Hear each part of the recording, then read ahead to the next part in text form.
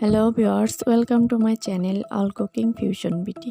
আজকে আমি আপনাদেরকে তৈরি করে দেখাবো খুব সহজেই কিভাবে চুলায় নরম তুলতুলে কমলার কেক তৈরি করা যায়।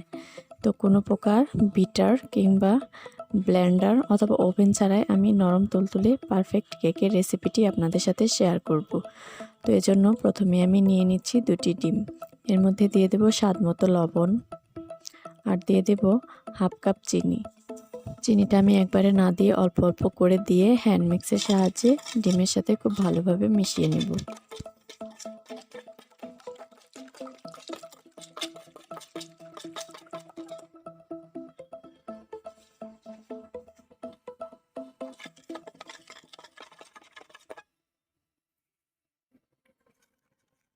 চিনিটা খুব ভালোভাবে ডিমের সাথে মেশানো হয়ে গেলে আমি এর মধ্যে 1/3 কাপ দিয়ে দেব সয়াবিন তেল।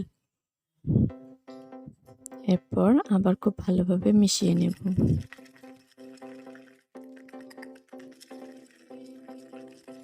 তো আমার ভালোভাবে মেশানো হয়ে গেলে আমি এর মধ্যে 2টি কমলা রস করে দিয়ে দেব। এখানে আমি 2টি কমলা রস করে দিয়ে দিচ্ছি। এর সাথে সামান্য একটু অরেঞ্জ এসেন্স ব্যবহার করতে পারেন, এতে করে এর টেস্টটা আরও বেশি বেড়ে যায়। তো আমি খুব ভালোভাবে মিশিয়ে নিচ্ছি।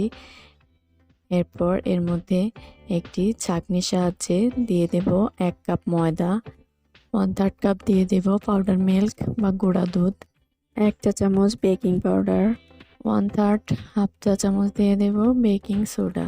এরপর ছাঁকনির সাহায্যে ছেঁকে নেব। এভাবে ছাঁকনির সাহায্যে ছেঁকে যদি আপনি ময়দাটা দেন তাহলে কেকের ব্যাটারটা অনেক সফট হয় এবং কেক হওয়ার পরে অনেক স্পঞ্জি হয়।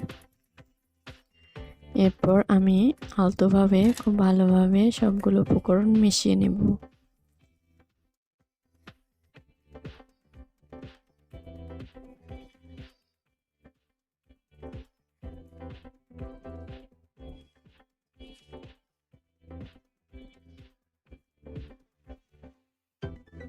তো আমার মেশানো হয়ে গেছে। এরপর আমি যে মোল্ডে কেকটি বানাবো সেই মোল্ডের মধ্যে সামান্য একটু তেল দিয়ে ব্রাশ করে নেব।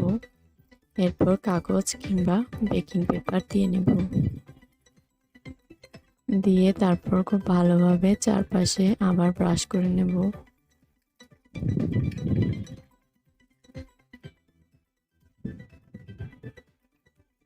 এরপর কেকের ব্যাটারটা এর মধ্যে ঢেলে নেব।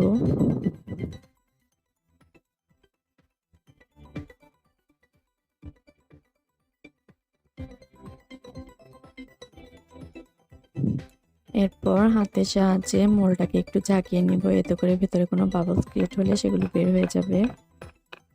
এরপর আমি একটি হাঁড়িতে কাগজ দিয়ে এর উপর স্ট্যান্ড বসিয়ে প্রিহিট করে নিচ্ছি 5 মিনিটের জন্য।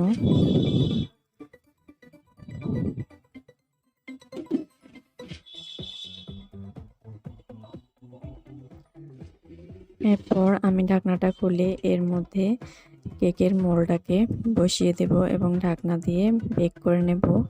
এরপর আমি চুলার আঁচটা মিডিয়াম লোতে রাখবো। তো আমি 30 থেকে 40 মিনিট পর ঢাকনাটা খুলে চেক করে দেখে নিচ্ছি কেকটা হয়েছে কিনা। তো দেখুন ভিউয়ার্স, একদম পারফেক্টভাবে কেকটি তৈরি হয়ে গেছে। এরপর কেকটা ঠান্ডা হলে আমি আপনাদেরকে কেকটাকে কেটে দেখাচ্ছি। একটু ভিন্ন স্বাদের কেকের স্বাদ পেতে হলে আমার রেসিপিটি ট্রাই করে দেখতে পারেন। কেকটা পুরোপুরি ঠান্ডা হয়ে গেছে। এরপর আমি একটি চাকুর সাহায্যে কেকটাকে মোল্ড থেকে ছাড়িয়ে নিচ্ছি। আমার ছাড়ানো হয়ে গেলে আমি কেকটাকে মোল্ড থেকে নামিয়ে নিচ্ছি এবং এরপর বেকিং পেপারটাকে উঠিয়ে নিচ্ছি।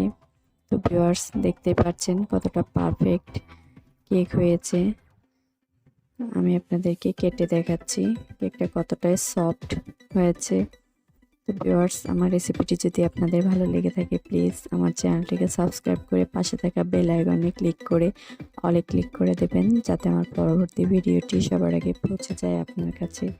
আর যারা অলরেডি আমার চ্যানেলটিকে সাবস্ক্রাইব করে আমার পাশে আছেন তাদেরকে অসংখ্য ধন্যবাদ এভাবে আমাকে সাপোর্ট করার জন্য।